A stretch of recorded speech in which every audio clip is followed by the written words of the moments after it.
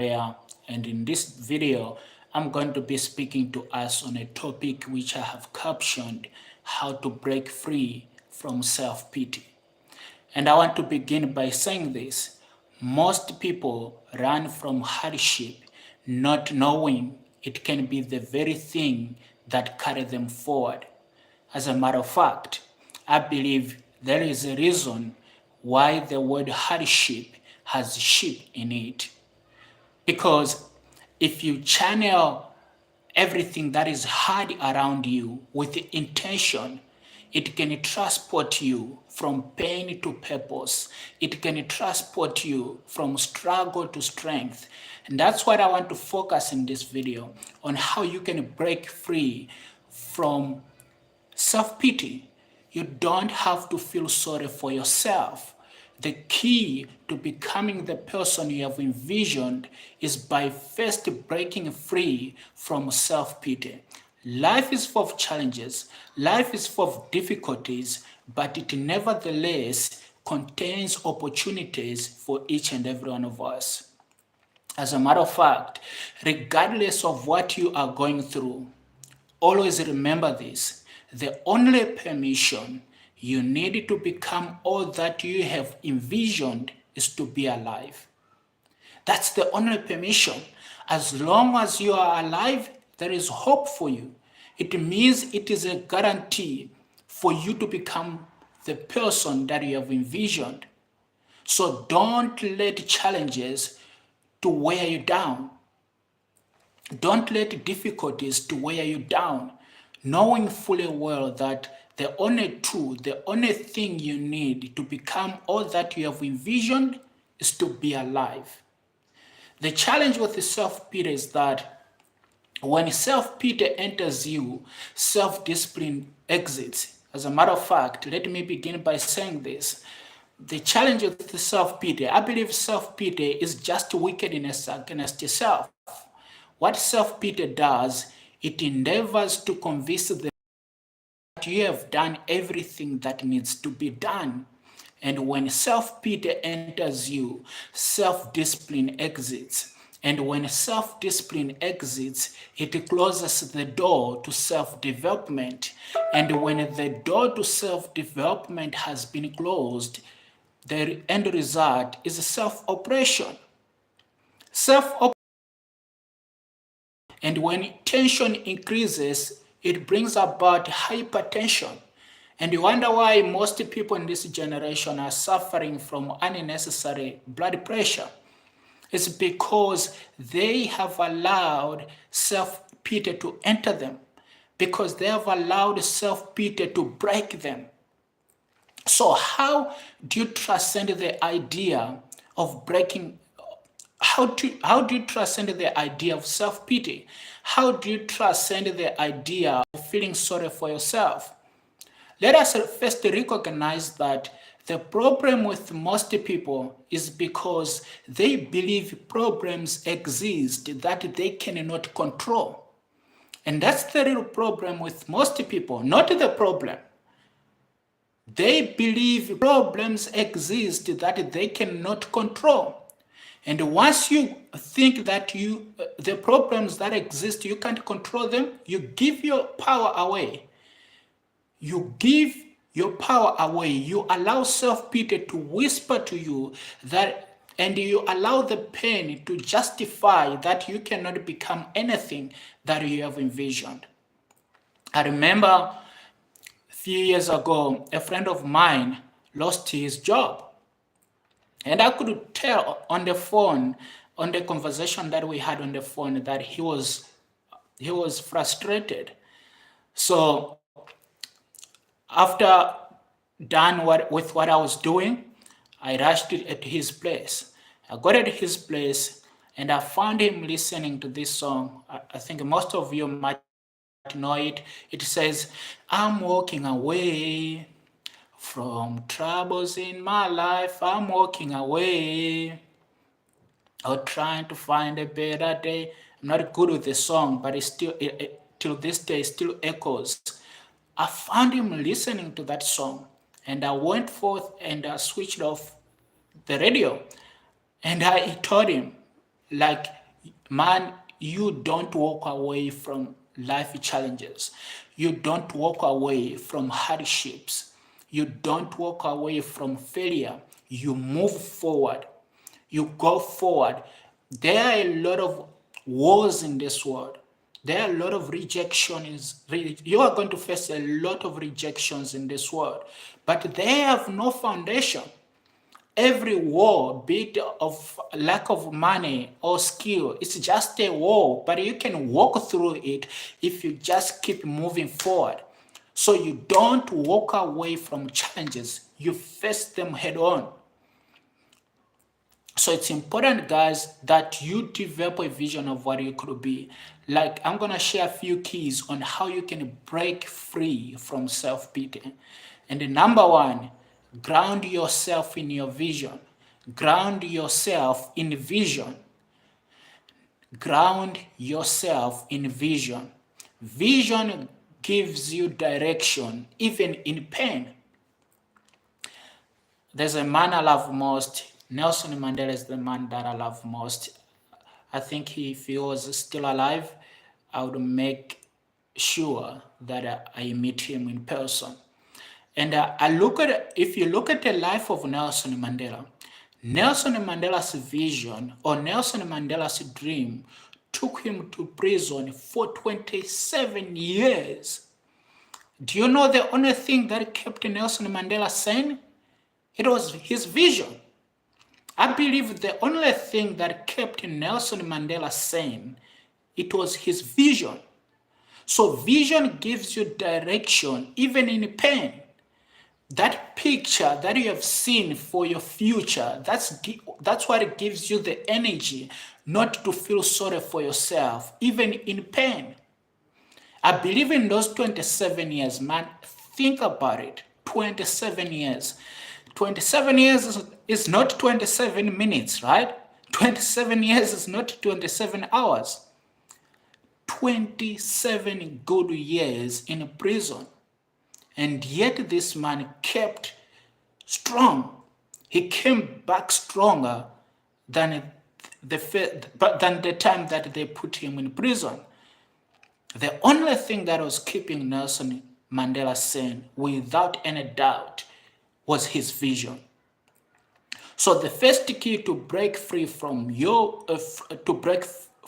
self-pity is by grounding yourself in vision. That's what keeps you going, man, regardless of the pain, regardless of the challenges that we are going through. If you have got a vision, if you've got a clear picture of where you are going, because once you have a clear picture of where you are going, it's easy to direct your efforts into the things that you can change and not on the things that you can't. That's the power of vision. So that's key number one on how to break free from self-pity. Key number two, relentlessly take action. Relentlessly take action. It was Art Williams who once said, all that you can do is all that you can do, and all that you can do is enough. And in those moments when it feels like nothing is happening, just do what you can do. Because when you can do what you can do, you are a step closer to your success, or you are a step closer to achieving your vision or to becoming the person you have envisioned. So all you can do is all you can do, and all you can do is enough. In those moments when nothing is happening, in those moments when you are surrounded with difficulties, hardships, and challenges, don't surrender to self-pity. Do what you can do with all that you have, because all you can do is all you can do, and all that you can do is enough. So relentlessly take action, knowing fully well that your actions will move you closer to your destiny, will move you closer to the person you have envisioned it to be. And number three, how to break free from self-pity is by mental discipline. mental discipline. Don't let your focus moved to be moved randomly. Focus on the things that matter. The key is focus in itself creates blindness. You see, in this very moment, I am focused to delivering this message. And that means at this moment, I am blind to everything that matters to me. I'm not even thinking about how can I make money. I'm not thinking about the next book that I'm going to read. I'm not thinking even about the next meeting, because focus in itself creates blindness. And so, truly focused in the things that matter, when you are truly focused to becoming the person you have envisioned, you become blind to some other things. You become blind to the challenges, setbacks, and hardships that you are facing. So focus on the things that matter. Focus on your goals, on your vision, and on your dreams. Don't let your attention to be moved randomly to the things that matter. To every small gossip and you are already disappointed. Every gossip and you are already offended. No, you have to let your focus on the things that matter. Don't let your focus to be moved randomly. Don't let small things move you. Don't let setbacks, hardships, and challenges to change the person you are. And I'm not just saying this to encourage you. My life has been full of difficulties, hardships, and challenges, guys, enough to crush a man who could not endure grief. I moved from Malawi to South Africa at the age of 21. I had no money. I had no backup plan. I had no motivation. I was hopeless.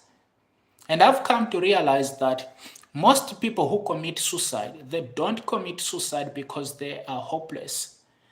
People commit suicide, or people feel sorry for themselves or give in to self-pity when they are clueless.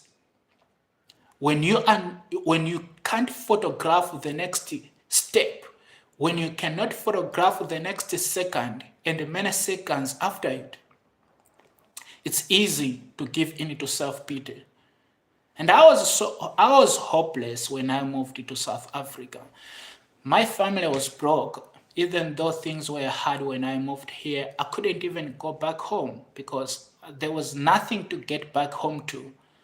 My family was broke. My dad had just lost his business. And in the next videos, I will share my story on how my father was a farmer.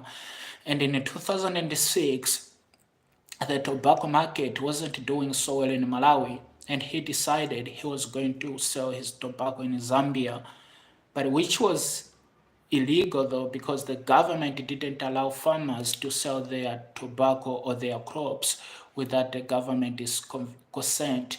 So he carried his 4 tons of tobacco, went into Lusaka, the capital city of Zambia, offloaded his tobacco at a certain marketplace, waiting to start trading the morning after.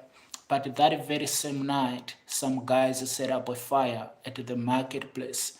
My father's tobacco burnt down, and because he trespassed into Lusaka, it meant that he couldn't get any compensation. Man, that was the beginning of financial hardships in our family. But as the firstborn in the family of 5, I never gave up on myself. Growing up as a child, I always believed that there is something more for me. And I'm speaking this message because even though you are going through a hard time, I believe there's a part in you which believes or knows that there's more for you to achieve. There is more for you in this world. You are not just here to be challenged. You are not here to be oppressed. There is more for you. And I'm speaking, and in this moment, I want to speak to that part inside of you that knows fully well that there is something more for you to achieve in this world. So what do you do when you encounter these hardships? Do you feel sorry for yourself? No, you take responsibility. You get grounded in you ground yourself in your vision. You ground yourself in vision and you take relentless action. And you also focus on the things that matter. Like I said, focus in itself creates blindness. If you are truly focused in the person that you want to become, then you are going to be blind to the challenges that you are going through. There's a man that I was listening to this other gentleman, and he said, when he was asked if he ever has any problems, and he said, maybe challenges came and I didn't know. And I think that's so profound because when you are truly focused, you become blind even to the some challenges that you are going through. Ground yourself in vision. That's a key to break free from self-pity. Ground yourself in vision, take relentless action, and focus in the things that matter. So I want you today, do not feel sorry for yourself, but to continuously be in emotion and to take responsibility for your own life. Start today and not tomorrow. Ladies and gentlemen, this is how you break free from self-pity. And if this message resonated with you, I want you to please like and subscribe, share it with your friends and family. Same time, same place. Again, don't forget to like and subscribe. See you in the next video.